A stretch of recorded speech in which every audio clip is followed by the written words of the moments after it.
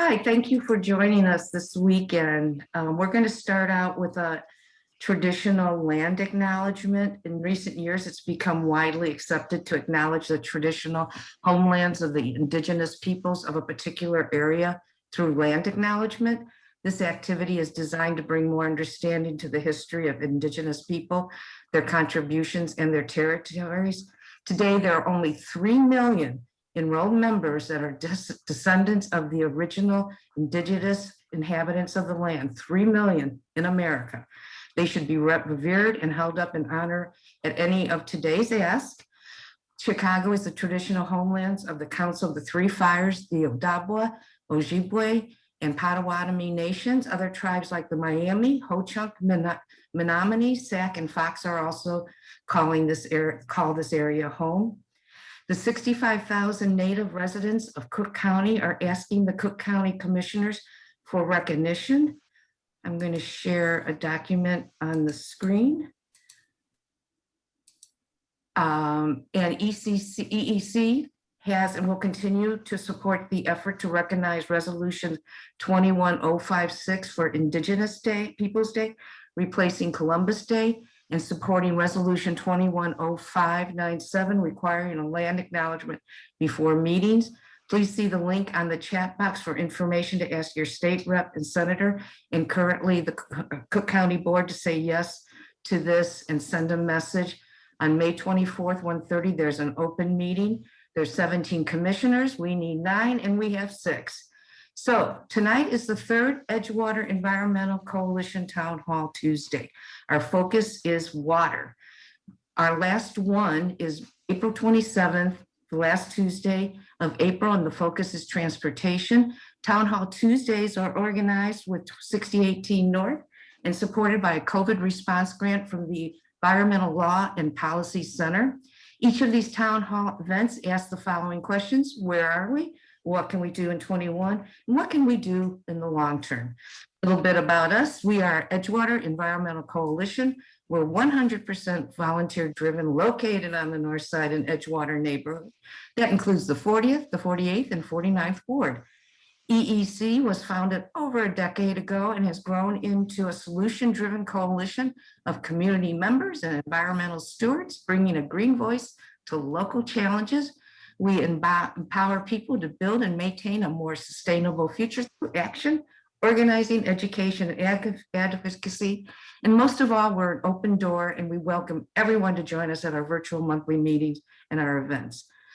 Tonight, we are fortunate to have on our tables presenters from the Department of Water, the Illinois Environmental Council, Metropolitan Water Reclamation District. We have the North and South Side Water Erosion Voices, and we have community innovators. Our sessions will have a Q&A in between, and we hope you'll ask questions. The town hall team tonight is Tricia Van Eck and Renee Patton, and our tech team is Maddie Kane and Nathan Smith, and I am Killian Walsh. First speaker tonight, are we ready, is Megan Vitus, Director of Communications, Chicago Department of Water.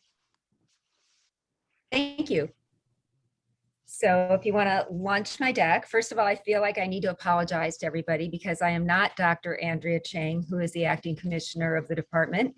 She's quite amazing and very brilliant, but sadly couldn't make it this evening. So thank you for letting me sit in.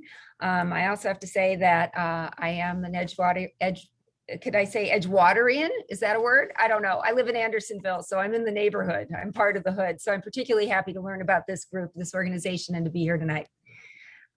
Click, please. Thank you. So the Chicago Department of Water Management, Chicago's water system, one of the biggest in the world. We have 2 crib structures. I'm sure everybody participating this evening has seen those things out in the middle of the lake. They're basically the straws that pull the water in to our treatment facilities. We have 2 of the largest water treatment plants in the world. I'm actually sitting in the world's largest right now in my office next to Navy Pier. The 8th largest is the Sawyer Plant, which is on Chicago's south side in Rainbow Beach neighborhood. We have 12 pumping stations, which takes the water after we've purified it and pushes it out into the neighborhood so that it can all get to your taps when you turn them on. As you may have noticed or may not have noticed, Chicago doesn't have any big water towers. So when you drive through other communities, you'll see big storage tanks with water in them. Our system is completely gravity driven. We pump on demand. And because our plants are so large and so powerful, we are able to do that without storing water in big storage tanks. We have 4,300 miles of water mains that we're responsible for, 48,000 fire hydrants. And I like to say, and the commissioner will talk more about this, that we work very closely with MWRD. And the Cliff Notes version, the way I explain the difference is we're water in, they're water out. But we'll talk a little bit more about that coming up. Click. So while our friends at MWRD treat water after it has come through our sewer system and through our infrastructure, the Chicago Department of Water Management, which is a City of Chicago department, is responsible for maintaining that infrastructure within the city. In Chicago, we have a combined sewer system. So that means that the rainwater and the wastewater from your homes goes into one set of pipes and is processed through one set of pipes. Some communities you'll see as you travel have different systems for their rainwater. We don't. Again, we have a huge, vast area and vast infrastructure that we take care of and are responsible for maintaining.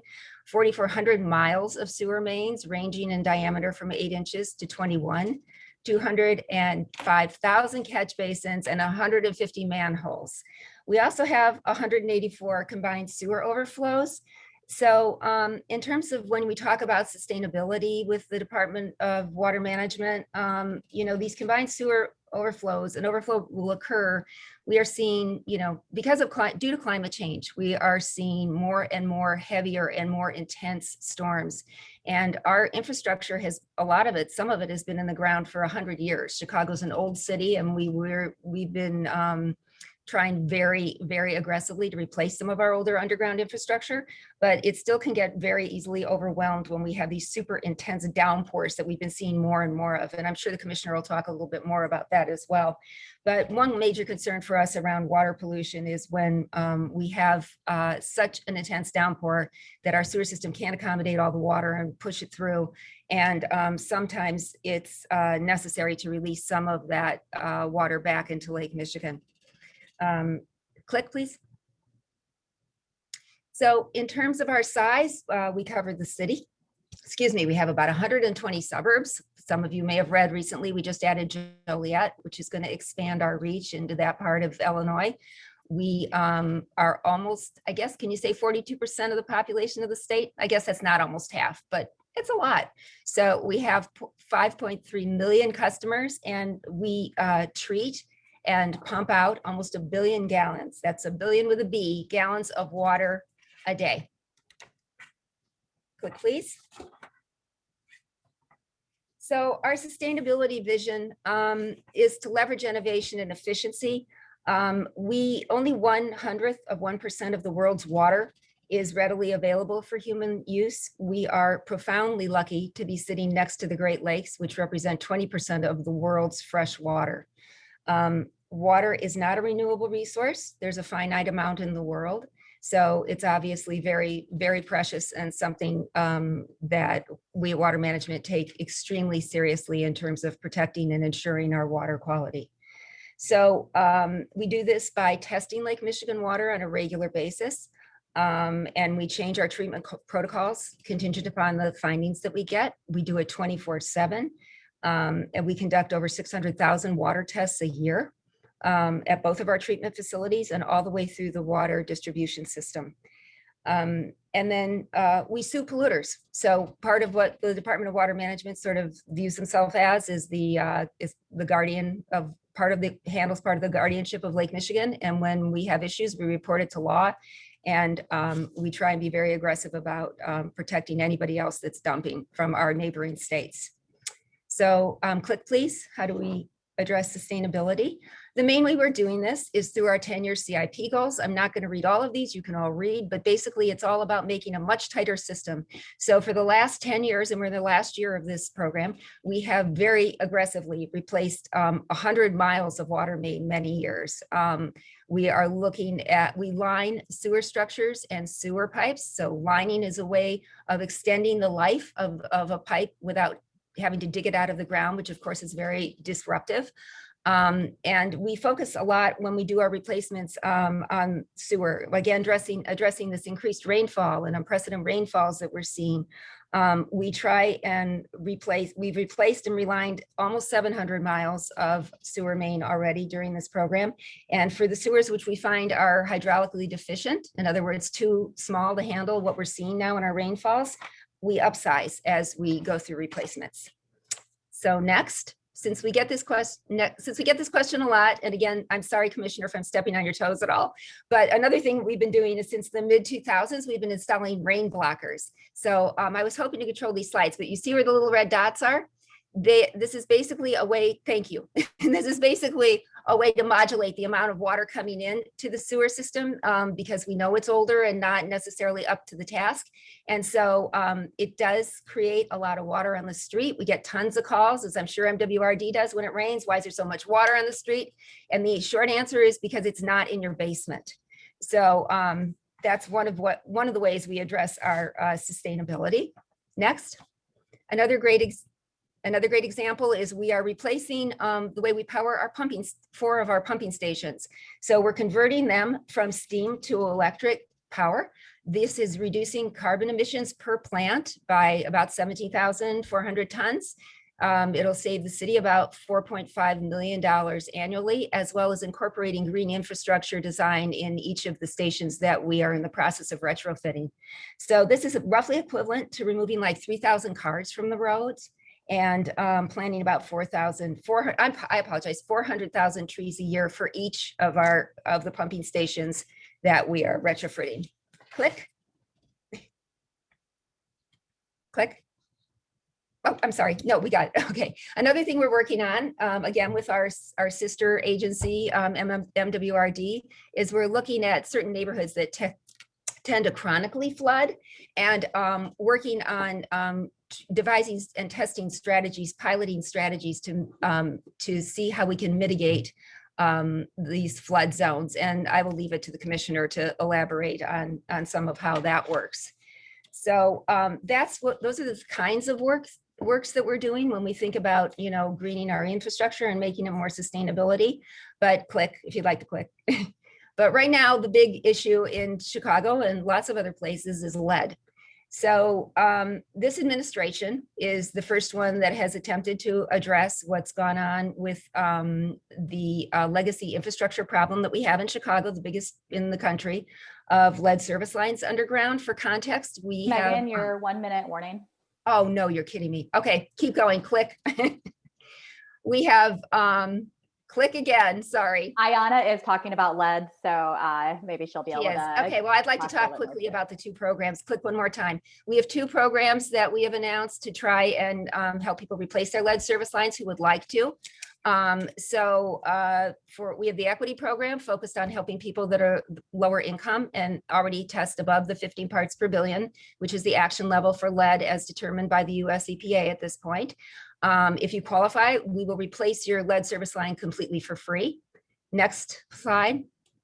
Homeowner initiated. So all our replacement programs, these two are the first of a first phase. They are all voluntary. But if anyone wants to replace their lead service line, we will waive up to $3,100 in permit fees for them to do that. And then my last slide.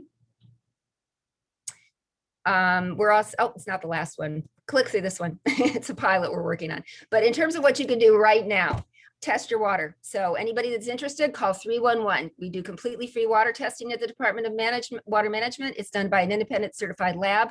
We will send a team to your house if you test over the EPA action level to try and figure out what's going on and make personalized recommendations. We're giving away water filter sets to people who qualify. So go to chicagowaterquality.org and enter your address to see if you do qualify. And though this seems counterintuitive, flush your system. So if you're sure or think you have a lead service line, which primarily are single family and 2 flat homes in the city, run your water for up to 5 minutes whenever it's stagnated for 6 hours or more. So when you get home from work, get up in the morning. And did I make it? You're good enough. I gave you a little bit of breathing room. It's all good. Okay, thank you so much for the links and everything. And go ahead. Thank you, Iyana, Simba, Iyana, Simba from Illinois Environmental Council will be next. Thanks. Let me share my page really quick. Thanks, Iyana.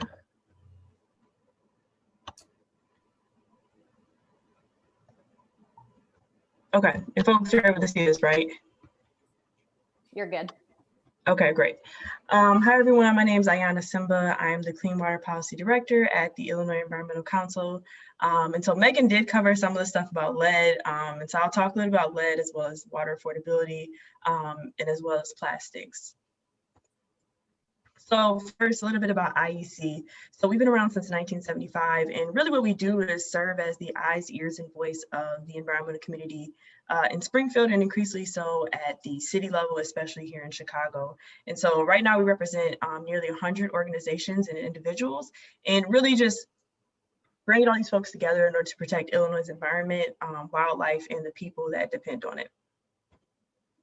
So this is a little bit about what IEC does. Some of the things we do is we track bills, we build relationships with legislators, and really, as I kind of hinted to before, is really just using all of our folks and resources in the most efficient way so that we can build environmental presence, not only at the state and city level, but you'll see here in the top, also sometimes we get a chance to visit DC too.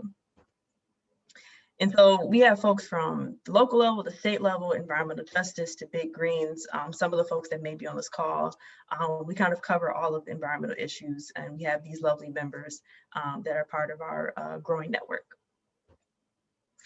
So first, I'll just talk a little about how does water get to your tap. I won't be too repetitive, but kind of as Megan said, we get it from the lake. It comes from these cribs that are about 2 miles out.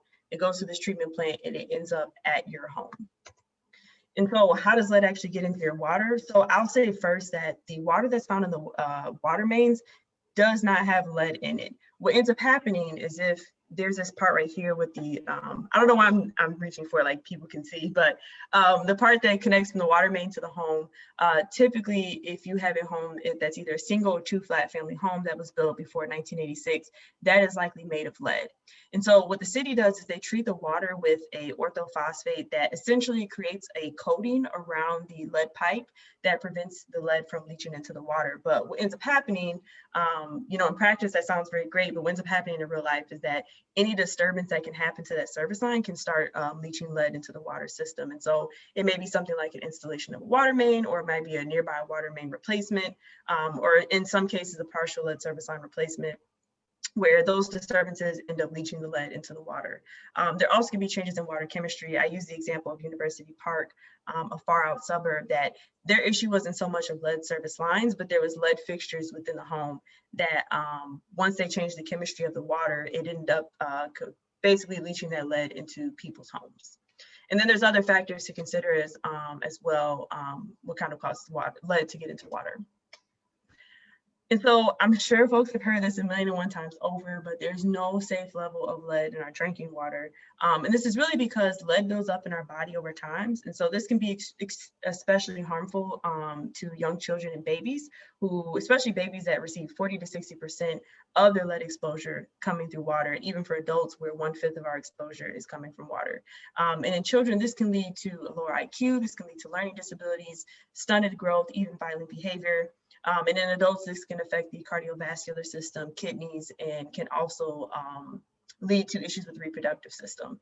And so when we're talking about lead, it's not just it's not something that you can actually taste or smell. It's something that can literally be, you're consuming water every day, and you can literally be to an extent poisoned every day. And so that's why we always say that there is no safe level of lead in water. And as Megan hinted to before, Chicago has about 380,000 lead service lines. The state of Illinois is home to, luckily, 1/8 of all lead service lines, which is about 638,000 to 730,000 and potentially 1 million. And so what needs to be done? Full lead service line replacement is the only foolproof way to prevent continued lead in drinking water. We cannot continue to do filters. We cannot continue to do testing when the damage will already be done. And also for this replacement, it needs to be affordable. I know for Chicago, there have been quotes from anything from $8,000 to $26,000 for a lead service line replacement. And we really need to make sure that this cost is not being shifted onto these homeowners who did not ask for a lead service line to be installed to their home. And then finally, with lead service line replacement, we need to do it now. It's going to become increasingly more expensive. And so there's no reason to wait. For the city of Chicago, it could take up to 30 years to replace all these lead service lines or even more. And so we need to get the process started now. And so at the state level, we have reintroduced our Lead Service Line Replacement Notification Act that's sponsored by Senator Bush and Representative Robinson. And we've introduced this the last 3 years. And so we're continuing on with the main requirements, which will require municipalities and utilities to create a lead service line replacement program and identify where lead service lines are. It also does create a low-income water assistance program. And this time around, we've also included some equitable contracting provisions. So really what that's saying is that those same communities that are being overburdened by lead will also be this should be the same communities that are being prioritized for being employed to replace those lead service lines. And then finally, the Chicago Equity and Homeowner Lead Service Line Replacement Programs. Megan did a great job of covering those. And so IEC, as well as a couple of our members, have been working with the city on those programs, as well as the replacement for the remaining 379,000 lead service lines. And so really quick, I'm going to shift over to water affordability, but really I wanted to explain like why sometimes we tie lead in drinking water with water affordability. And really it comes down to the fact that water affordability issues and lead in drinking water really are a result of poor infrastructure. Poor infrastructure leads to high water rates, and it leads to public health disparities like lead in drinking water or other hazards that end up in our waterways. And so that's kind of why I'm kind of shifting over into this, but they're both mutually tied and they both need to be addressed. And so when we talk about water, when we talk about why people can't afford their water bill, really the biggest issue is basically aging and failing infrastructure, water infrastructure that's also being coupled with these decreasing state and federal dollars. And so this is basically leading to these costs being pushed on to customers. And so there are some cases, like for example, in Dalton, where they're having not only these issues, but also declining population. In other places, there's mismanagement of city funds, and so on and so forth. Everyone can read. But really what ends up happening with this impact is that these high water bills end up directly burdening especially low-income households who may fall behind on maybe just 1 or 2 payments, and now they're locked into a payment plan that may not be feasible, or their water is shut off and now they're in a hole that they have to kind of dig themselves out of. And so where is this happening? I mean, it's happening everywhere, but surprisingly, it's especially so in Great Lakes cities. So this includes Chicago, Detroit, Buffalo, Cleveland, Duluth. And here in the city of Chicago, literally between 2007 and 2018, merely a little bit more than a decade, the cost of water for a family of 4 had tripled. And during that same time, roughly that same time, the city had issued more than 150 water shutoff notices. These shutoff notices disproportionately were in low income and mostly Black and mostly Latino neighborhoods. And so the city in 2019, Mayor Lightfoot she did input a moratorium on shutoffs. However, those were homes that it stopped the shutoffs, but it did not lead to reconnection for those homes that had been shut off prior to that moratorium. And so the city is actually doing a reconnection program right now, but there are still folks that have, during this pandemic, have not had access to water. And so what does life without water mean? Without water, there are economic impacts, there are socioeconomic impacts, there are emotional impacts. But really what it can mean on an individual level is that someone may be forced to take out loans to pay for their water bill. It may mean that their home may be condemned. It may mean they risk losing custody of their children. And really from a public health perspective, it not only brings shame, depression, and anxiety and stress onto families, but really when we're talking about in the context of COVID-19, it could literally mean death if someone does not have access to water, which is essential for sanitation and personal hygiene, but it's also essential for preparing food while folks are being asked to stay home. Anna, you've got a minute left. Okay, really quickly, I'll just talk a little bit about plastics. The issue with plastics breaking down and basically being built up over time into, I'll just go to the next slide. Over time, they break down further and further to the point where our drinking water and wastewater treatment plants can't actually process it. And so it can mean that it bioaccumulates in aquatic life and ends up bioaccumulating in humans as well through consumption. And so at the state level, we have a couple of waste legislation bills. I'm sure folks are aware of the plastics industry really taking advantage of the pandemic as a way to make a case for increased use of single-use plastics. And so many of these bills may not be a priority this year, but we're continuing that education to show the plastics industry that this is still a problem. And in Chicago last year, we introduced the Plastics-Free Water Ordinance, which we are planning to reintroduce some at some point this year, which may look a little bit different given the where we're at right now in the pandemic. And so here are some things that you can do right now. I would say with lead, definitely to get a testing kit. The city provides them, and if you test high enough, you can get a filter. Writing to your elected official to support the Lead Service Line Notification Act. There's also the lead service line replacement programs that Megan had mentioned, and then also the utility bill and relief program for folks who are struggling with affording their water bill. For plastics, continue to just reduce your own use of single-use plastic, requesting no silverware when you're ordering out, things like that continue to help in the case where there's a lack of legislation. Thank you so much. Yeah, I know we have a part for Q&A, but I did just want to put my email there, my contact information for folks who have more questions after this. But I will pass it off to the next presenter. And thank you for listening. Thank you, Iyana. And Mariyana, you're up next. That was a great intro for you.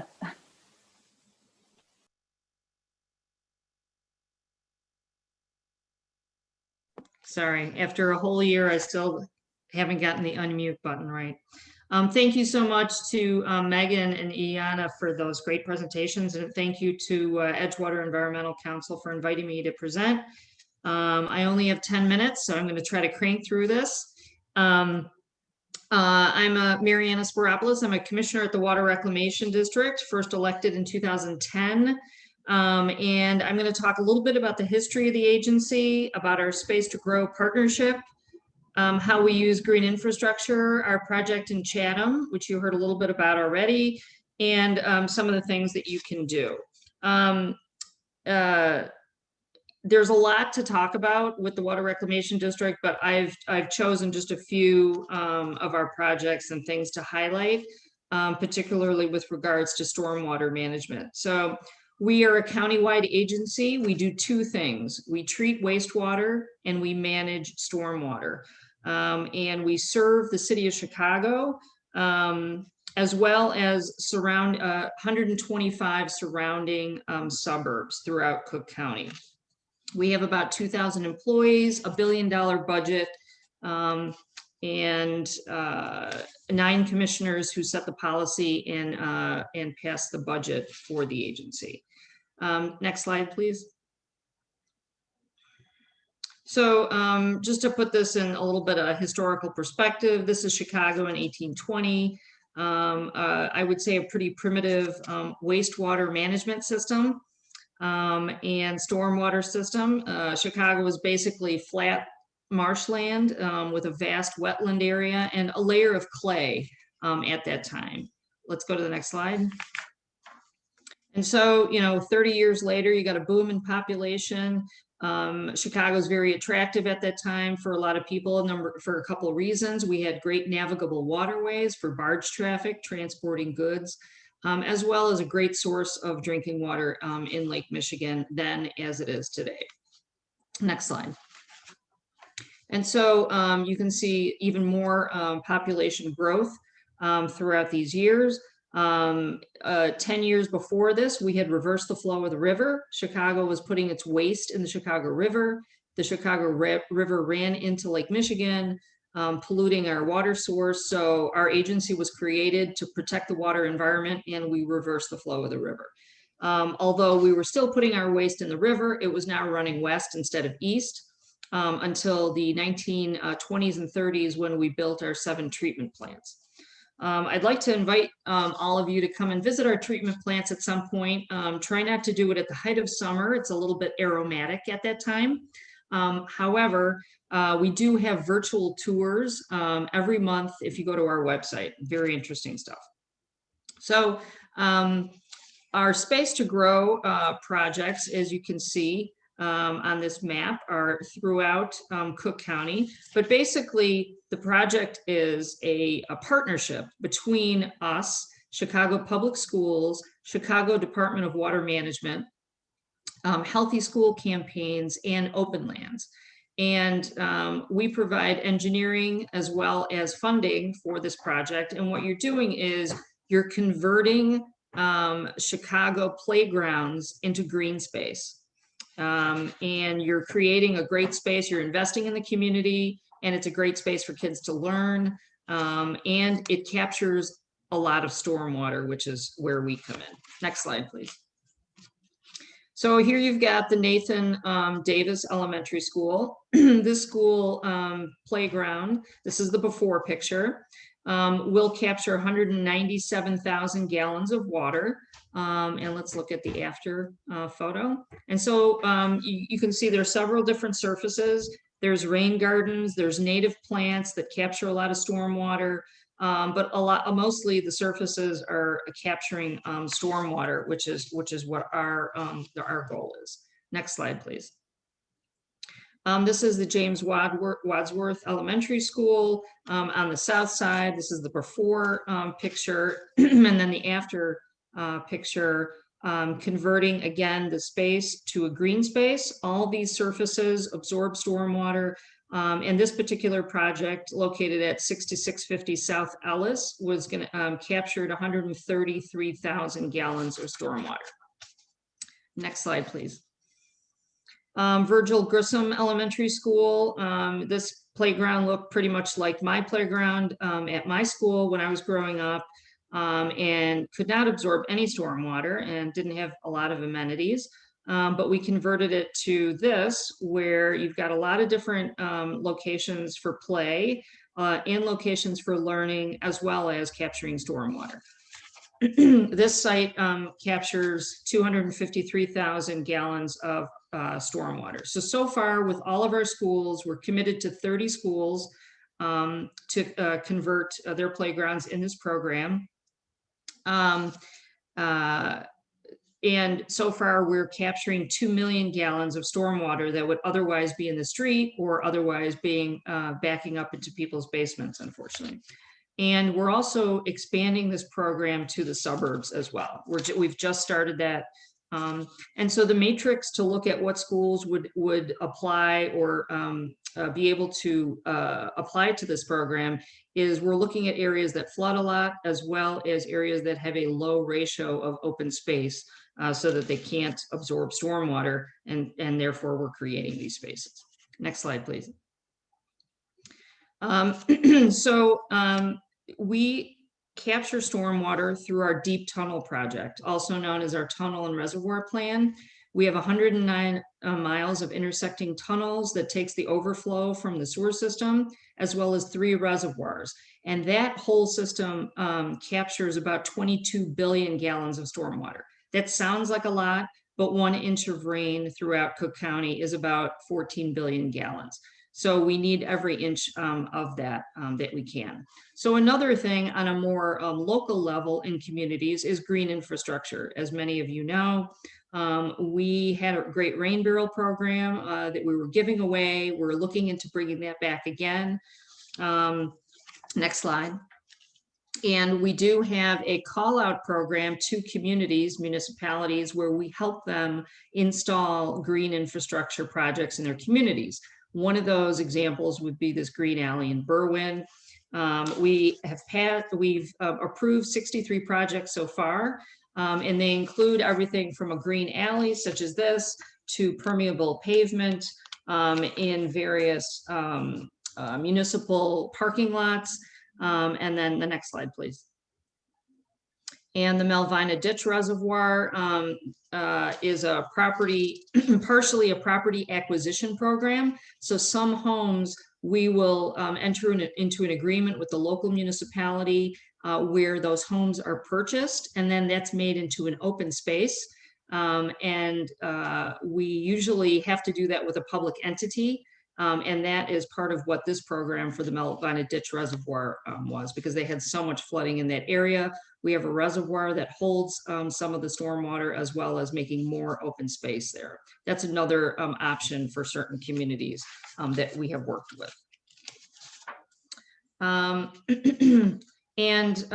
Part of these projects are funded by grants, as well as money from the Water Reclamation District. Next slide, please.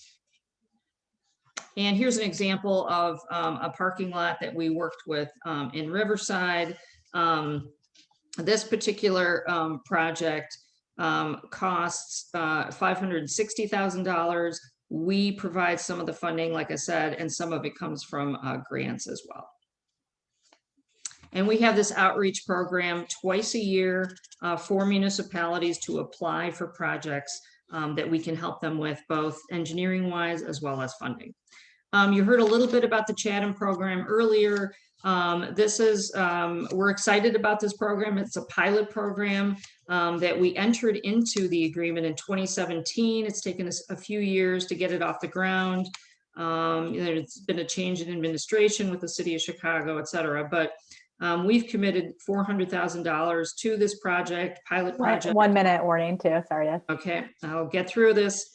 We're helping community with potential runoff reduction and flood protection alternatives at approximately 40 homes in Chatham. And we're going to do things like downspout disconnection, rain gardens, check valves, backflow preventers, and we're going to monitor them. And we're excited about this project. Thank you.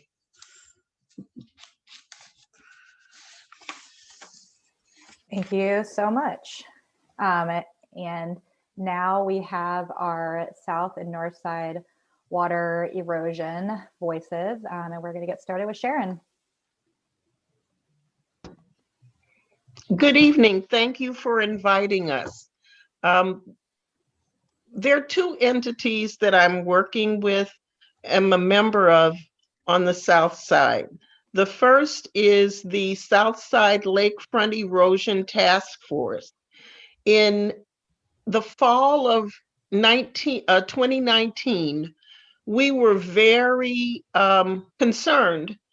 All we were hearing on the news was about the North Juneway Beach and all of the activity and support that was being given on the north side. So we actually went to our alderman. There were several on South Shore Drive on the west side of the street. And I was noticing my neighbors that were pummeled, literally pummeled by water coming over their parking lots, eroding the beaches behind their condominiums. The beaches were eroded, the grass was eroded, concrete was eroded, and water was into their buildings. It was a frightening sight. And most of these properties are older properties. My home is over 100 years old. Those buildings were built, I think, post-war 1920s. So these are older structures, but they also have older residents. So the kinds of fixes that are needed to stave off the water are kind of prohibitive. Some of the buildings have spent upwards to $500,000. And if you've got a building filled with lifelong residents in those buildings, the likelihood of assessments, et cetera, for these people, it's just devastating. So we, excuse me, we spoke with our alderman, who is Greg Mitchell. He also brought in our state representative, who is Curtis Tarver. and we explained just what was going on. And this was in the fall of 2019. December 5th, we had a town hall at one of the local schools. Everyone came, the Park District, Water Department, CDOT, also some of the other public officials and the Army Corps of Engineers. And what we were told when we look back at the SAISH of 1987, the Army Corps of Engineers came in with water. She was very well versed on what happened in 1987. That's being battered. But they came in and did a lot to protect structures. At this juncture, we're being asked, where's the money? No, we can't come in and just take over residential properties and your issues. You have to work through your public officials. You need to money. Consequently, we had further meetings with Kelly. We got Dick Durbin involved, and they actually went to, we were told we had to be designated as a disaster area.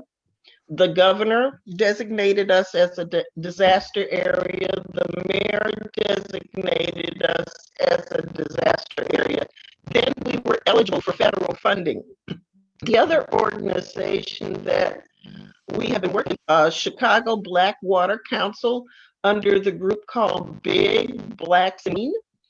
And they too have Tuesday information sessions. I believe it's the second Tuesday of every month. And July of 2020, Colleen Callahan, who is the first woman director of the Illinois Department of Natural Resources, was the keynote speaker. We told her about our plight. She said, I want to help you. What can we do for you? August the 19th, and this is in the middle of COVID, about a dozen people from the Illinois Department of Natural Resources came and toured our waterfront. We took them from 67th to 73rd. We had planned 5th, but that was a bit ambitious. We were quite tired after we had done 67th. They got a good overview of what had been happening to our Cultural Center Park, also Ash Park, and the residential structures along Strip. Consequently, Sharon, I'm sorry to interrupt, but I know we could talk to you for an hour about this. Right. Yeah. But do you think you can tie up in the next minute so we can make sure to play your video as well? Yes. What I would encourage all neighborhoods to do is to get involved with their public officials. There is money out there that can help get money to do what needs to be done for collaborative efforts, even for residential. And I'll leave it at that so you can go ahead with the video.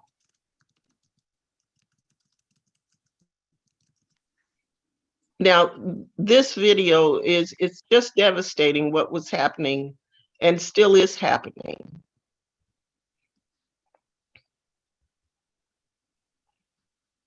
That's the Coastland condominium.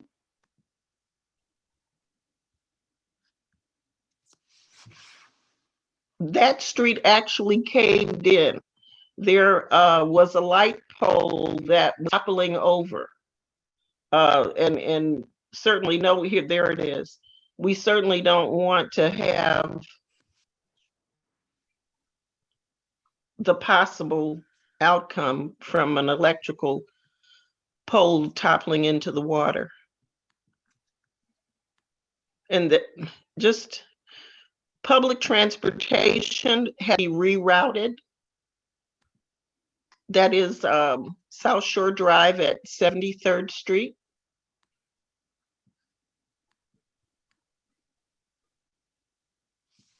Is there any other timing you want me to highlight going forward, or, oh, wow. No. This is the parking lot that's across the street from my home where the water comes over. It sloshes over the parking lot and the water goes backwards down into the structure, and they constantly have to pay for people to come and pump out the parking lot. There were trees that had to be torn down because in the wintertime, they turn into icicles. The water comes over, freezes on the trees, and also freezes the cars. And these are the backs of these buildings that lost their ground. They lost beach, grass, and concrete. Powerful video, for sure. Yeah, devastating. And this is some of the $500,000 that they have been spending themselves trying to alleviate the problem. Right now in September, we applied for a BRIC grant. It's BRIC. I would encourage you to look that up. It was a new grant last year. It's a resiliency grant. We're hoping to find out in June whether or not they will be awarded assistance in the next $1.6 million that needs to be spent to do what needs to be done. Thank you, Sharon, for updating and sharing us on that. And now we're going to turn it over to Tom to hear what we have going on the north side. Okay. Yeah, I'm Tom Heineman. I live in the very north, the most northeast block of the city of Chicago. And we did get a lot of press for the problems. Well, let me back up. We formed the Greater East Lake Terrace Park Advisory Council in 2016 because we were losing our beaches. So because of that,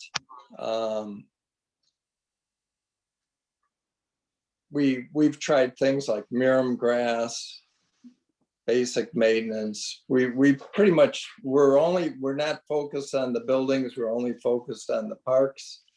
And I'm going to use there's 3 beaches on East Lake that we represent.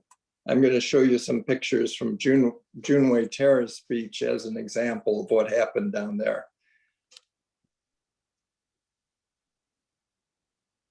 Oh, I have to hit share screen, don't I? Hang on.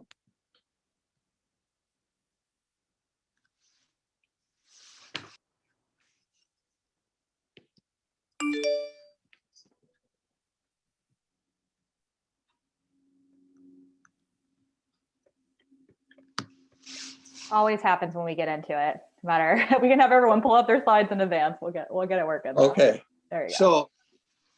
just big picture. This is from the Army Corps of Engineers, water levels from 1918 to 2021. And you can see I highlighted Lake Superior is on top, Lake Michigan is right below that. In 1986, we were at a 100-year high. The lake was up 3 feet above average. By 2013, we were at a 100-year low, or not 100-year, maybe a 50-year low, 3 feet below average. And 7 years later, or 6 years later, we were back to the 100-year high. So we've gone up 3 feet, down 3, or down 6 feet, then up 6 feet in just that short period of time. So my point is, the lake has changed. Climate change has caused more precipitation. We have bigger storms, and you could see from Lois's slides how the impact of that. And I'm going to use Juneway Terrace as an example of what happened. So this is the last beach on the north side. This is the one that was on the news a lot. This was 2013. So this was when the water was low. We had a full beach. Everything's hunky-dory. This was 2018. This is that same beach from the high water levels. You can see the seawall is breaking down. There's not much sand left. So we did get a lot of press coverage about our plight. You can see where there's hardly any beach left there. This is, let's see, 2018. Yeah, this was like April of 2018. So we encouraged the Park District to fix that seawall because people were falling, et cetera, et cetera. So this is 2018. This is after about $150,000 worth of repair on Junway Beach. You can see there's no beach to speak of, but at least we had a seawall. It looked good. This is now 2019 in the fall. And you can see that new seawall is slowly disintegrating. This is later, like maybe November time. This, you've probably seen this. This is where we were getting attention from the press. And this is probably December 2019, early December. So we went from a Sorry, Tom, I've got to time check you. About a minute left. Okay. This is when we got to the point where we were no longer trying to save our beaches, but we were trying to save our park. So this is part of the Park District's 5-year plan to stabilize the shoreline. This is what it looked like last Friday. So we've lost our beach, but we've saved our park. And this is repeated 3 times on East Lake Terrace with 3 different beaches. These are Office of Emergency Management people who were out there when I was taking my picture. And just to show you what happens over the long run, my point is we need to do major infrastructure repair. This is 1918 Loyola Park when the Farwell Pier was built. This is now. Because of that pier, they've created sand. I don't know if this was intentional, but you now have a shoreline. And this is from the Friends of the Park 2006 Burnham last 4-mile plan of what East Lake would look like if we built it out and reconfigured it so it would capture sand, protect the beaches. Junway Beach is the furthest to the right. And I think where we have to head is we're talking billions of dollars of rebuffering the city from the rising waters.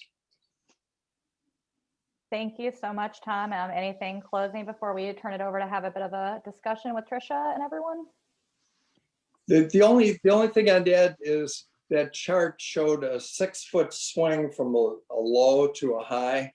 I've been at presentations of lakefront experts who say that may be changing to a 10-foot swing, like 5 feet above average to 5 feet below. If that happens, we're going to lose our beaches. We're going to lose a lot of buildings. So we need to do something quickly.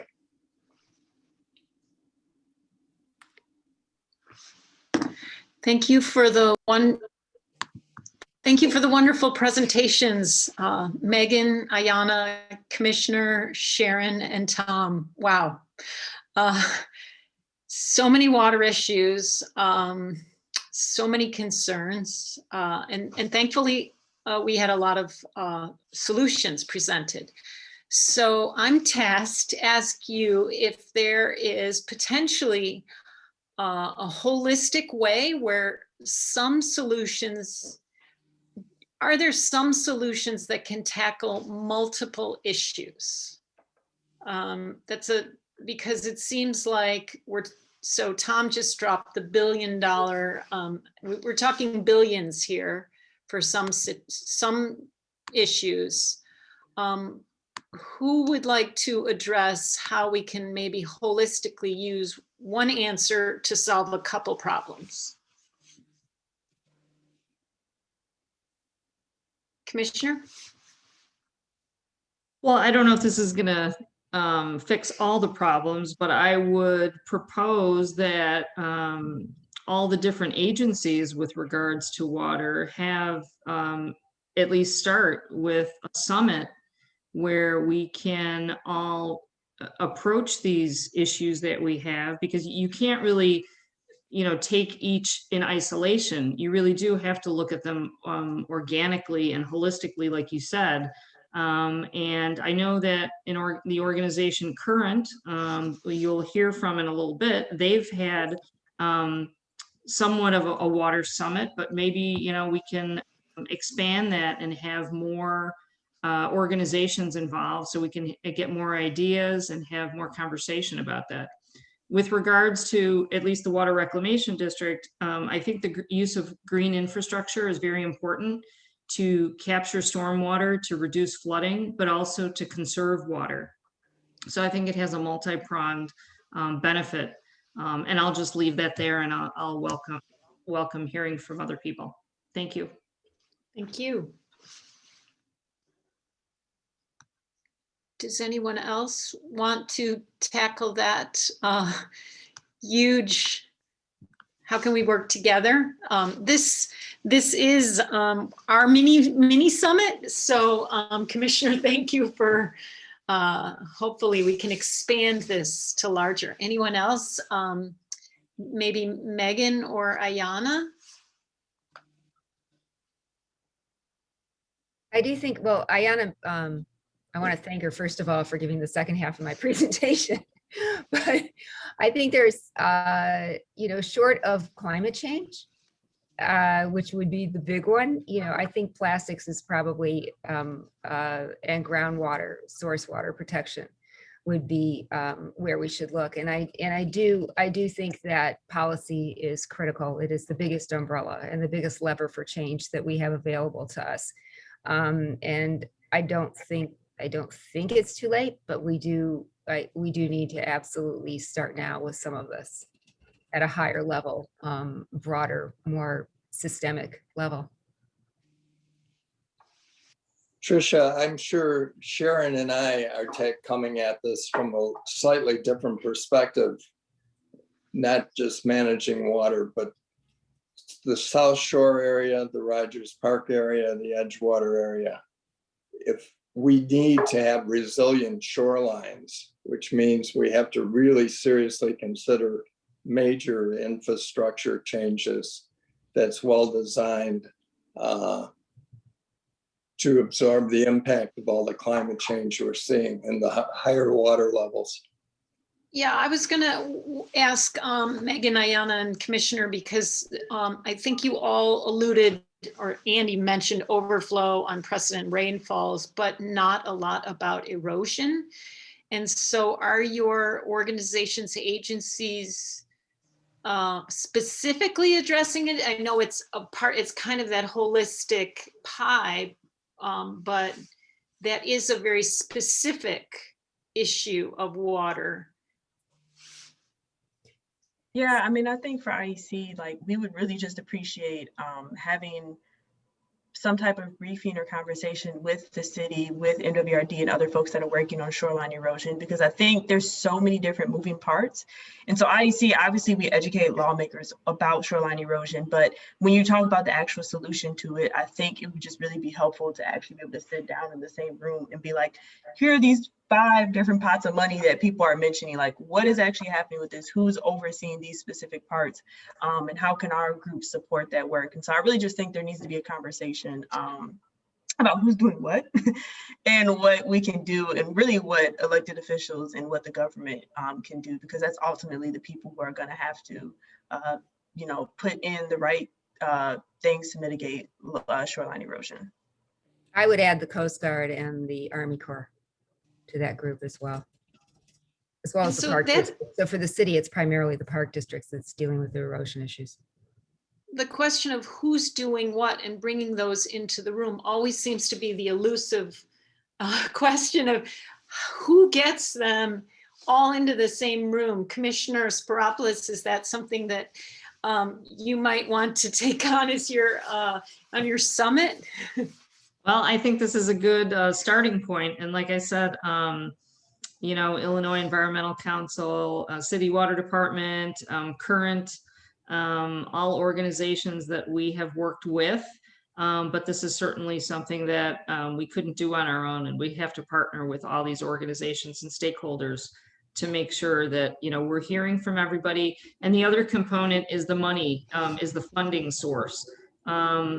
Although we provide funding for a lot of projects, there's a lot of other sources out there that we can help with. And I think that Megan mentioned the Army Corps of Engineers.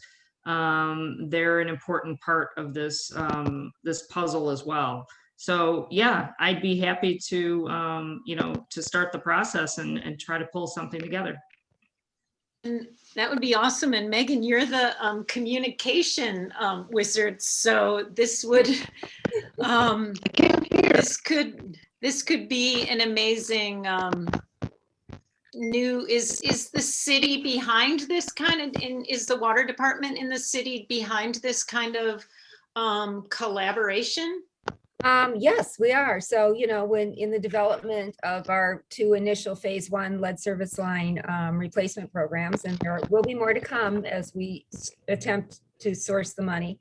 We've had the Illinois Environmental Council, as well as several other environmental groups, come together to advise on outreach around these programs and how we might be able to get people to participate and engage with them. And moving forward, we plan to continue that collaboration around lead service, in this case around the lead service line specifically, but they've also been involved, as I think Iyana mentioned, around helping us figure out the best way to get people reconnected to the water grid who have, for one reason or another, fallen off. So yeah, we do collaborate.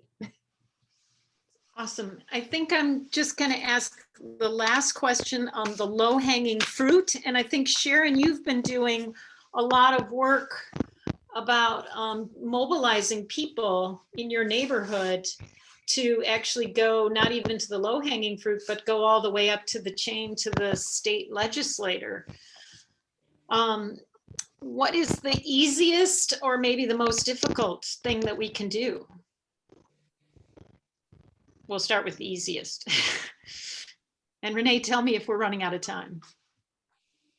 Oh yeah, I was going to say that Sharon should get the last word, and then we should move on to the innovators. But it looks like, Sharon, are you still? You should be able to talk. We can see you.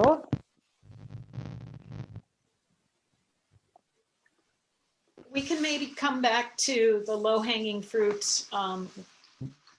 Yeah. Let's move on to the innovators. I'm sorry, Sharon. We'll make sure you can get a last word in later. We'll do some tech support with you. Thank you all for wanting to collaborate and move forward on these pesky water problems. Okay, and then up next, they're only getting worse. And then up next we have Alaina. Turn it over to you. Great, thanks everyone for having me. It's really lovely. I looked down in Hyde Park, so it's lovely to be able to be virtually up on the north side with you all from my home office. Although I'm sad I don't get to eat at all your wonderful restaurants. It would have been a fun excuse to come up and have dinner on the north side. So hopefully sometime soon.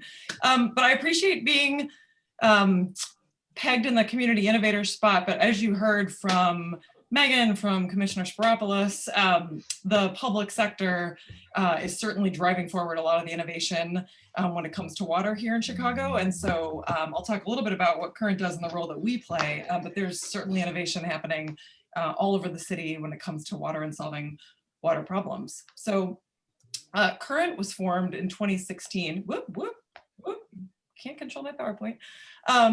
We're a nonprofit water innovation hub, and we were launched in 2016. So we're still pretty young. We're headquartered right here in Chicago. And we have a 3-part mission to grow the blue economy, drive innovation in water technology, and help solve persistent water problems that our region faces. There's a global challenge in our backyard that you've heard from all of the speakers already. Big problems like water scarcity, the climate shifts we've already talked about, water quality. These are things that come to ground here in Chicago, but they're also common challenges in communities and cities around the world. These are issues affecting billions of people. We can all agree on this common ground that we're striving to have more healthy water to drink and less floodwater in our basements. when we want more blue jobs, putting Chicagoans to work. So a lot of what Current cares about is creating this growth in the blue economy that we talked about. So it's the jobs that occur at MWRD in the city that you've already heard from, lots of people working in those public sector agencies, but it's also companies that are building technology right here to solve problems, either in our backyards here or in places around the world. And all those companies are also entrepreneurs that are building jobs. There's corporations that need water technologies to solve things like diminishing their water footprint and improving their water quality. So all those things create economic opportunity for Chicagoans, and we're really interested in how we can help that be part of an inclusive economic recovery. Yep, wrong way. So the urgent need, this is really why Current was formed. All of this innovation is happening and people are recognizing the challenges around us, but we think it needs to happen faster, right? There's all these new ideas and technologies that could protect our health, give us a better environment, but the kind of innovation we're talking about, you've already raised it. It's too large and too complicated for any one company, organization, even public sector agency to take on by themselves. So big, hard water problems almost always require collaboration to solve. And Current's entire job is to help build the partnerships among industry, government, nonprofits, businesses, researchers, entrepreneurs, all the kinds of people we've been talking about, who are all willing to push a little harder and take rational risks to try out new solutions. Current exists to help be an unbiased advocate for the best water solutions and policies. And so you've heard what a lot of people are advocating for in different arenas today. We try to stay on top of the latest in water technology. So when we talk about innovation, we don't just mean technology, but it's an area where Current is developing some competitive advantage. That's the ecosystem that we work in. It's the networks that we build. And we have capacity on staff to help independently assess those technologies and then help recommend solutions for other people to try or for us to pilot. So you heard about some really great pilots from both of our public sector partners who were founding members of Current today. So there's lots of solutions in play all over. And this pilot framework is really important because it helps us all start small, figure out what's working, and then go to scale to tackle some of these bigger challenges that all of us are so concerned about facing. But Current's more than a connector, which is really an important part about what we do. So we're actually out there testing new technologies and ideas in the field. So up in the right, this is one of our interns working on our water quality monitoring project. And Tom's got a sampler. We're actually out on the North Branch of the Chicago River, pulling a water quality sample to help us work towards the goal of real-time water quality monitoring in the Chicago River. This would not be possible without the cooperation and support of our public sector partners and many others that make this possible. But Current helped to create this pilot, bring it into the real world, and do something that none of us could do on our own, which is think about how to get more real-time water quality monitoring in the Chicago River. This is H2 Now Chicago. That is a QR code. So if you put your camera up on the screen, that'll take you to our website, which is h2nowchicago.org. It's a pilot that's a couple of years old now. And its goals are really anchored in this Great River Chicago vision for the city. So this is not Current's vision. This is a Great Rivers plan that is dozens of stakeholders that created 2020 and 2030 goals and visions for the entire connected riverfront in Chicago. It's an amazing plan. If you've never seen it, check it out. It's really comprehensive and was built with input from so many different stakeholders all around the city. But the idea is really to think about how to make the rivers productive, safe, a place where all of us can live, work, and play continuously along the riverfront. And about a 30-second warning. What's that? 30 seconds. Warning? Yep. Cool. So getting to real-time water quality information is something that we care about, also a shared goal if you look across the United Nations Sustainable Development Goals. So this helps us engage and educate the public. We're going to be able to understand how river water quality changes in real time, evaluate some really cool technologies to do this real-time microbial water quality assessment, like those you see here. Happy to talk more about any of those. But the real point is we're developing a pilot portfolio on all sorts of projects like this to test small and then go big. Things like sewage surveillance, finding ways to target and destroy forever chemicals. You heard already lots on lead detection and removal. So that's us. And we do it by creating community and trying to bring a lot of stakeholders together, much like you're all doing tonight. So thanks very much. I'll flip past partners and we hope you will stay in touch with us. Thanks for all that innovation in a quick 5 minutes. And now we're on to some more exciting innovation in 5 minutes. Mary Pat, you're up.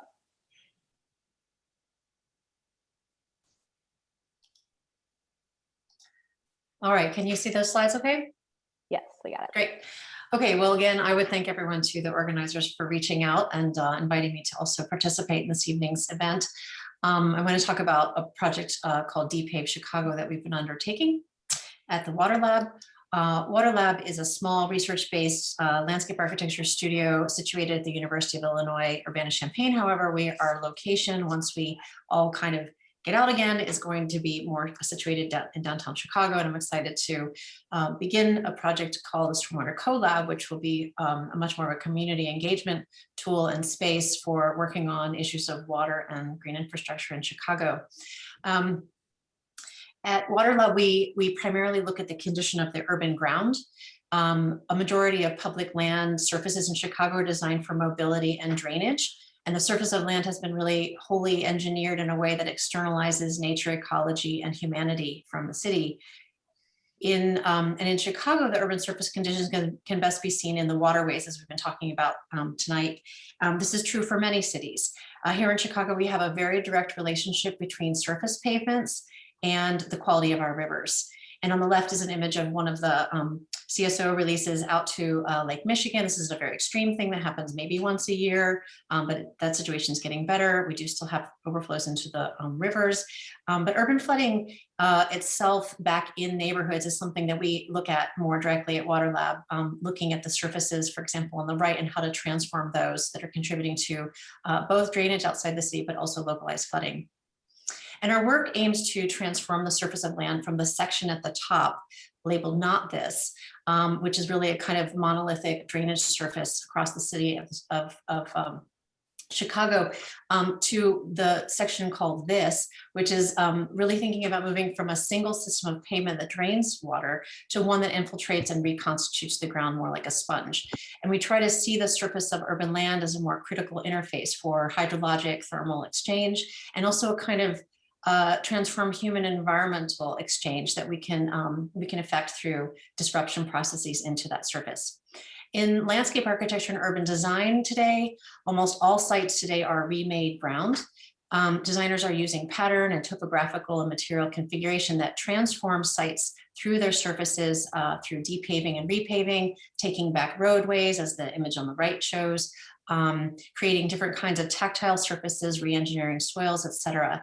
And I'm particularly, and Water Lab's focus is also in looking at low-tech interventions, looking at how we can use an economy of means to really greatly transform the potential of our city to be more absorptive. So we're talking about breaking into that surface and trying to extend those technologies, low-tech technologies, across communities with modest resources and means, but with great precision and great care.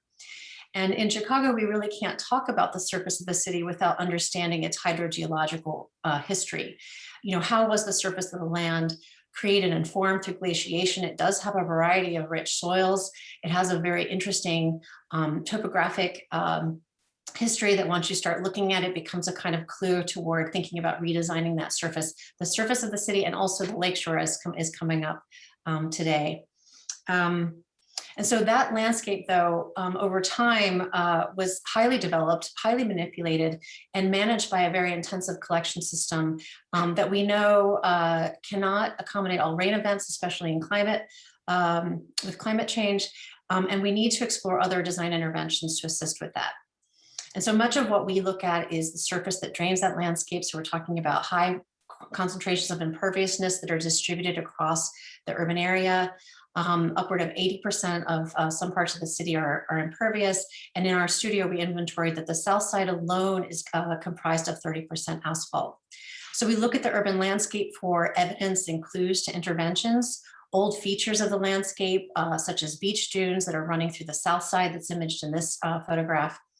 And then we trace those back to the surfaces of neighborhoods. We study patterns of flooding, and we also look for larger spatial patterns of those former landscape systems and create illustrations to try to get people to understand about those historic systems and how to look at those within neighborhood context. Time check for you, Mary Pat, 45 seconds or so. We also do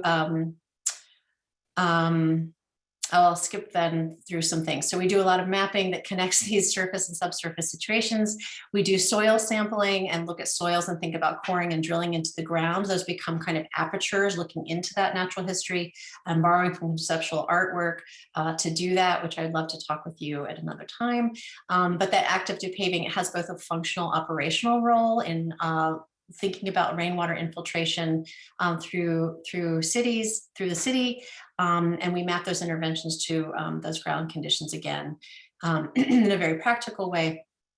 But we're also trying to think about a kind of systemic ecological infrastructure that can now be used across neighborhoods. And we're also always very interested in how we can reference the regional ecology in the process. Some of that work is very conceptual. I'll finish just by saying that we also are very grounded in research and working with communities. We were able to do a project with Calumet City. We were able to take soil cores and characterize the infiltration characteristics of those soils, and then do similar kinds of inventories where we're mapping impervious conditions across communities. This is a 250-acre neighborhood in Cal City, and look for design opportunities. We do a lot of mapping of flooding over top of those, and then we think about how, again, to transform that section from one that's very kind of uniform and singular to one that's much more dynamic by breaking into that surface and thinking about how we can move rainwater sitting at the surface through the ground. And we work with engineers to do more quantitative analysis of those proposals and finding very high modeling rates for interception of water. So I'll close by just saying that I am thinking about the now, this year, and long term. And I say we need to embrace change and creativity across how we do things. We need to locate critical projects and people sites. And long term, we need to really co-design this idea that we need to collectively design and transform our urban land. Thank you. Thank you so much, Mary Pat. And Dominic, you are up, and then we will move to Q&A for everyone. We've got some great questions, so stick around. Great, here we are, guys. So my name is Dominic Marlow. I received my master's in city design at the University of Illinois at Chicago. I'm going to be showing my master's thesis about what this kind of water solutions look like on the ground. I did my thesis on a flood plan for Edgewater and looking at different solutions. And I want to thank everybody who's already spoken so far for explaining water issues that are going to really touch on points I'm going to be speaking about. I also currently work for a community-based green infrastructure delivery firm, which does a lot of the work similar to what I'll be presenting here. So this was an assignment to do a community-based urban planning report. And at the time I was assigned it, there was a lot of heavy rainfall in Chicago. And that encouraged me to do a report on localized flooding events. I started by looking at the difference between urban and emergency flooding. So according to the federal government and the FEMA organization, there are no floods in Chicago. But when you look at organizations like CMAP and looking at urban and localized flooding, there's a pretty intense flood index that shows pretty high risk. And you'll see that risk is concentrated even more on the south and west sides. But across the city, really, urban flooding is a huge problem. I wanted to perform this analysis purely through data that's open and accessible to the public. And so I produced this profile of Edgewater based off of two sources, USGS Geological Survey topological data and 311 reports where people have reported localized flooding. I took reports that were reported over a 30-week period and I mapped them onto our neighborhood and developed this opportunity of hotspots to look at like where we can start addressing these problems. And it matches up pretty well with like reports on flooding that take thousands of dollars to generate. These two sources really provide really good parallel data to those sorts of things. There are 5 major problems in Edgewater that this plan sort of looks at. First, basement flooding. Even though we don't get sewer backups into basements, we do get stormwater into people's basements quite frequently, especially last year during that overwhelming flooding. Runoff pollution. So this is like pollution on the streets that gets collected and dumped into our beaches or into the Lake Michigan, which is a very fragile ecosystem.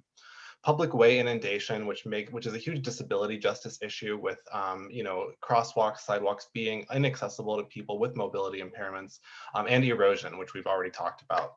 I did an analysis of if you slice Edgewater east to west, what would it look like? Where does the water pool up? Where does it not pool up? And Edgewater is one of these neighborhoods that sits on what's called the Lake Michigan Mississippi Interbasin Divide. We bridge that, we cross that divide when we reverse the Chicago River, but basically all the water east of Clark Street flows into Lake Michigan. Everything west flows down to the Mississippi and eventually the Gulf of Mexico. And this means that it's a really huge ecological hazard to have all of this pollution that gets collected east of Clark Street going into Lake Michigan and into our beaches.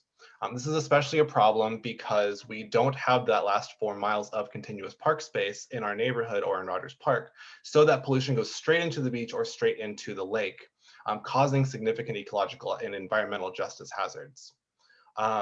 So I looked at a few policy and design alternatives, really tiered from what are we doing currently, which is called gray infrastructure solutions, referring to tunnels, concrete, catch basins, things that are not nature-based solutions, to emerging solutions like what we talked about from the MWRD, about things like rain barrels, rain gardens, the Green Alleys program. Like these are really great emergent solutions that are starting to take sort of piecemeal approaches to localized flooding events and preventing a lot of the different problems we're experiencing in Edgewater and across the city and in cities around the country and around the world. But ultimately, I wanted to look at how can we implement green infrastructure systems to take a structural look at why stormwater is such a big issue in this area and how we could capture it and affect all of those 5 major problems, among others that I was looking at.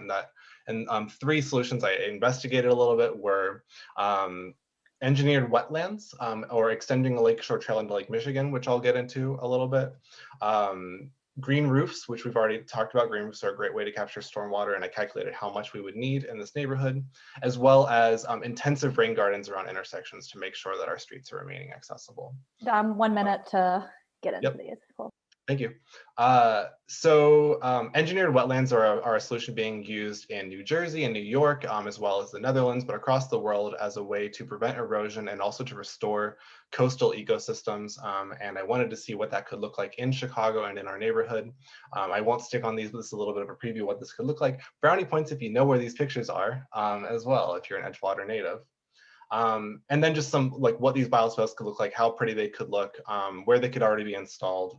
And then also I calculated, green roofs, looking at the zoning and, which structures could support green roofs, where we could turn into systems, and eventually calculating that with high intensity green roofs, if we were to green 12% of any given block with an an RM4 zoning class, RT4 zoning class, one of those, we'd be able to capture over 50% of the water that ends up sitting in our streets and eventually ending up to our basements. And I'm happy to share my email if anybody wants to request this, but I think my time is up. Thank you so much, Dom. That's all just such exciting stuff. So, we laid out the problem. We've got some cool, innovative solutions. And Trisha, should we move right into Q&A? I think we actually got some really good questions this time around. Okay, so the presenters and innovators want to make yourselves available. I'm going to read through some of the questions we got in the chat, and anybody can come on to answer. So we're going to start with some questions about the lead. Is it up to a homeowner to find out if there is lead by doing the 311 water test request, or does the city do any proactive notification of people? And is there a map?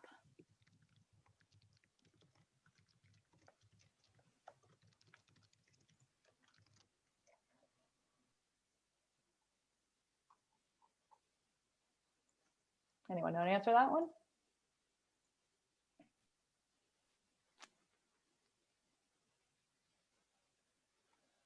Maybe that is an unanswerable question currently. I think Megan's the city has initiatives that pay down a portion of it, but. Well, if anybody knows the question on that in the chat, please feel free to jump in. Maybe I'll move on to another one other than lead then. So another question was for Sharon. I think we got her back on her phone. and we just might need to unmute her. But Sharon, are your communities, have you considered the last 4 miles plan that was proposed for the South Shore? There was some conversation going on about that in the chat.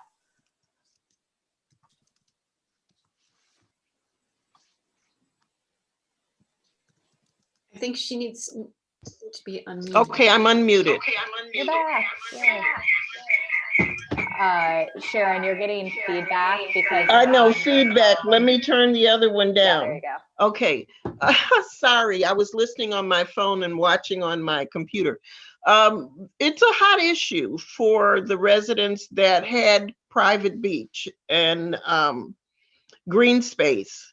But I think with the geo survey that is going to be done soon, and the results and the recommendations, for me personally, I think the last 4 miles is a viable option. And it's not called that anymore. I guess it was a hot button phrase for people when the referendum was on the ballot and voted down. So I think people will realize they're doing it up north. They have a huge park that they're studying that they're going to put up at the Gold Coast. So I feel whatever needs to be done to save the shoreline needs to be done, but it's not my personal decision. And we just need the science to lead the way.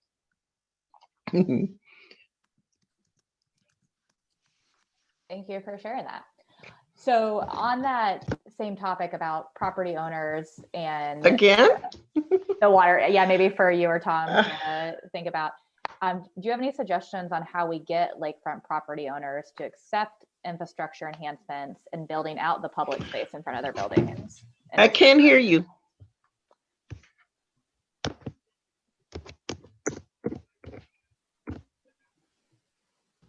Renee, I'd talk to that. I was really, in 2006, when the last 4 mile plan was proposed, I was against it. I like the fact that there's private lakefront. I like buildings on the water. But after the last storms of 2019, I changed my tune. And I think if the water level, we've seen a 100-year high, if it goes up another foot, I would say a lot of the private property owners are going to be demanding that some sort of buffer last 4 miles sort of plan happens. But I do think the design ideas work. So even if the private lakefront isn't developed or buffered, the park district certainly needs to do it with their properties. That's my opinion. Well, that's enlightening to know your journey there. Thanks for sharing. So I'm going to move back to the lead questions that we had. So another lead question we have is, are there any plans or is the city doing anything to protect and save trees when they are replacing the water pipes? And are plastic liners for pipes a good alternative? Maybe for Iyana or Megan? That would be me, I think. So yes, we are. We have been lining sewer mains, as I mentioned in my presentation, for years. So it's a resin coating that you inject into the inside of the pipe to an older pipe, and it extends the useful life of the pipe by about 50 years. We are planning to pilot that for water mains as well, which would be helpful for saving trees, because a lot of trees and the connections to water mains are under a parkway, which is where most of the city's largest trees are planted. We're planning a pilot to use those in water mains, but as you can well imagine, coating the inside of a pipe that carries sewage versus carrying fresh treated drinking water is a very different thing and a whole different set of standards to which one must be held. But we are looking at various methods of trying to save trees and only take them down when there's no other option. Yeah, and up here at Edgewater, Andersonville has been spearheading some of those experiments. Yes, they have. Yeah, which has been great. I live at the corner of Lakewood and Berwyn. Oh, nice. We're neighbors. So the question from earlier is, does the city do any proactive notification of people on if they have high lead in their household, or is it all up to the household? And is there like a map or something that people can access of? So as part of some upcoming changes to federal legislation, we are in the process of trying to build lead service line inventories. I believe Iyana mentioned in her presentation, if your house was built before 1986 and you have a single family home or a 2-flat, it is likely, and you haven't done any major renovation, it's likely you have a lead service line. Not true for bigger buildings. Lead isn't strong enough to maintain the water pressure necessary to get water into buildings with more units. Do we do anything proactive? We wouldn't know unless we tested. So again, if you're interested, call 311. The testing program is one of the biggest in the nation, and we will test anybody's water for completely free. And if you test over the federal limit for lead in drinking water, we will send a plumber, a sanitary engineer, and an electrician to your house to try and figure out what the reason is and create a plan for you. Great. We had a couple questions on the playground, the playground project as well. Trisha, I know it's 8:31. Should we stick around, or what do you want to do? Go for it. Okay. Thank you for our presenters. We'll tie it up in a couple of minutes. Thank you for staying. And if we do want to take a group photo, so that's something to stick around. So for the schools, what's going on underneath the playgrounds that are capturing water, if there's anything? I guess that's for me. Yes. For the Space to Grow project. Yes. So yes. there's a storage area for that rainwater, and yeah, that's pretty much how it's designed. But I can get more details for anyone that wants a deeper dive into the Space to Grow projects. And then do you know if there's any Edgewater schools being considered? I do not know that at this point, but I can get back to you with that information as well. Okay, cool, thank you. Mm-hmm. And then I guess this is the last question, maybe a little bit of a bigger one, but since where the city is having financial complications and even worse because of the pandemic, for any of these issues, are we seeking, is the city or NWRB or other organizations seeking federal or private funding to help these issues getting taken care of, since they are so important?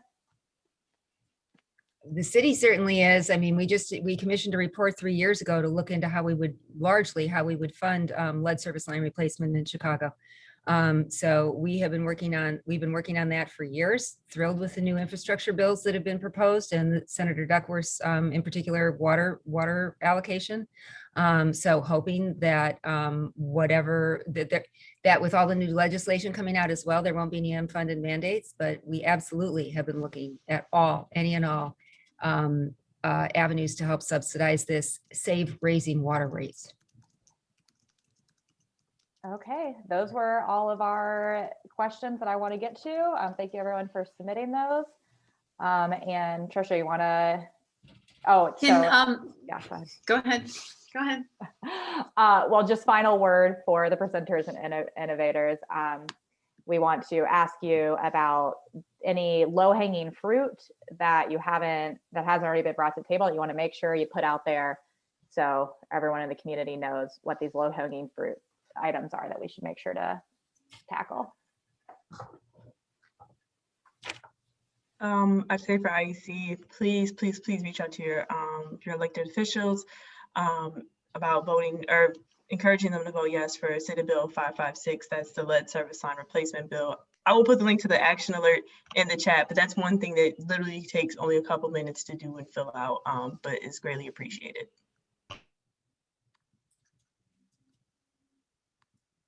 I would just encourage everyone to use green infrastructure.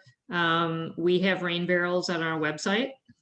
You can capture 50 gallons of water, and it reduces the amount of water that goes into our sewer system, reduces flooding if enough people are using it, and conserves water as well because you can reuse that water. Call 311 if you want to have your water tested. We're happy to do it.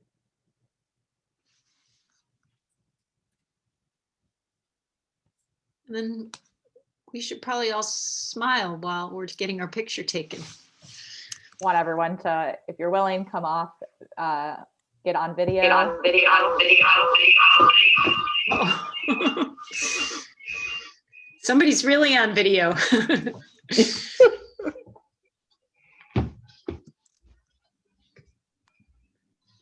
Thanks, everybody. Thank you.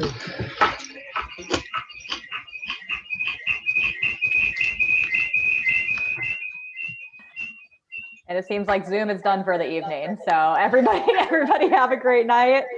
Thank you. Around.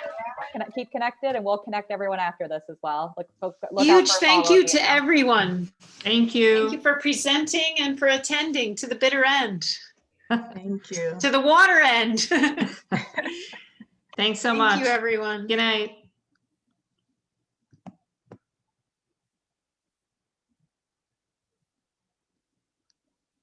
Thank you also to all the people who helped, Maddie, Nathan, Renee, Killian. Again, thank No. you. Great job I'm gonna pulling this together, Trish. Thank you to everyone. I'm going to go drink a glass of water. Thank you, Trisha. Sharon, I'm Thank sorry. you, Commissioner Spyropoulos. Sharon, Thank I'm you, so sorry Commissioner. we couldn't hear you, but we'll get you Thank you. connected and stay connected and get you connected with Tom and everyone too. Thank Yes. you, Megan. Great. Thank For, you. Thanks for letting me pinch step hitting. in. You're a pro. I'm Yeah, going you- to take you up on communicating with the commissioner to do a huge confab. And I think Mary Pat, that's what you do, or no, one of the people brings everybody together. So